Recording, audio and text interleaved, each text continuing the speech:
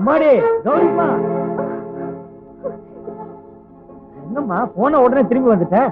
சரிப்பா, அப்பாவுக்கு வேற கல்யாணத்துக்கு ஏற்பாடு பண்ணிட்டாங்க. எனக்கு ராஜா வேணும். அவர் இல்லைன்னா போடுவேன் பெரியப்பா. கௌரிமா, எல்லாம் இவன் செஞ்ச வேலை.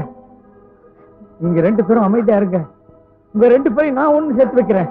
கௌரி, நீ வண்டியில ஏறு முதல்ல. வாடி, நான் வர மாட்டேன். பெரியப்பா, சொன்ன பேச்சு கேட்க மாட்டேன்.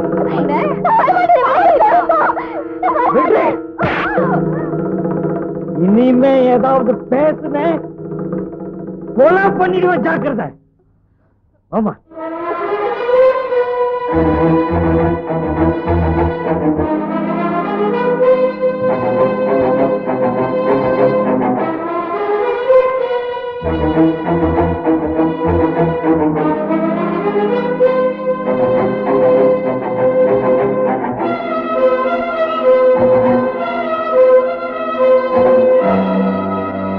யாரு? ராசம்மா. ஐயா,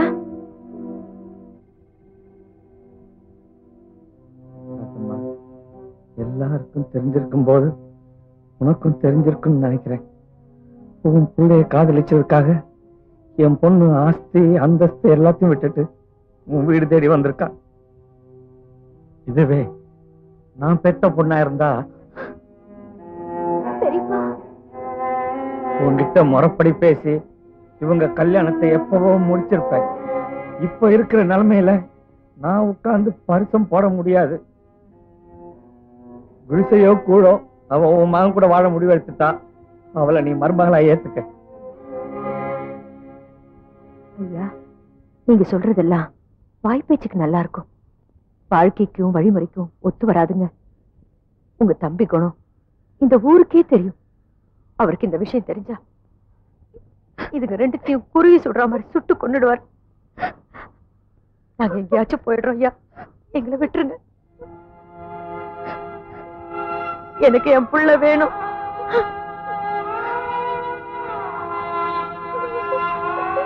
ராசம்மா,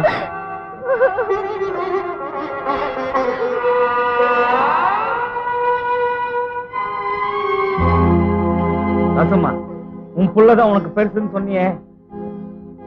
இப்போ உன் புள்ள வேணுங்கிறதுக்காக உன் காலை பிடிச்சு கிடக்குறான். இவங்க 2 பேரும் நினைச்சிருந்தா காதலிச்ச மறு நிமிஷமே கல்யாணத்தை பண்ணிருக்கலாம். உனக்கு இருக்கிற பயம் என்ன? ஏழை பணக்கார ஏற்றத்தாழ்வு தானே. அது உனக்கும் எனக்கும் தான். காதலுக்கு முன்னாடி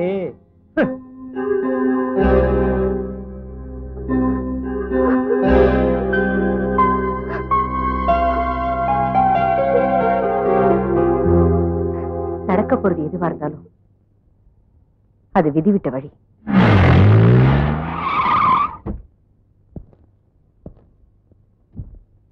கௌரி, அண்ணி, என் பொண்ணு எங்க? என் பொண்ணு எங்க? உங்க அண்ணன் செஞ்ச காரியத்தை பாத்தியா? நான் எவ்வளவு சொல்லியும் கேட்கல. அந்த கூலிக்காரி வீட்டுல பொண்ணு கொண்டு போய் விட்டாரு.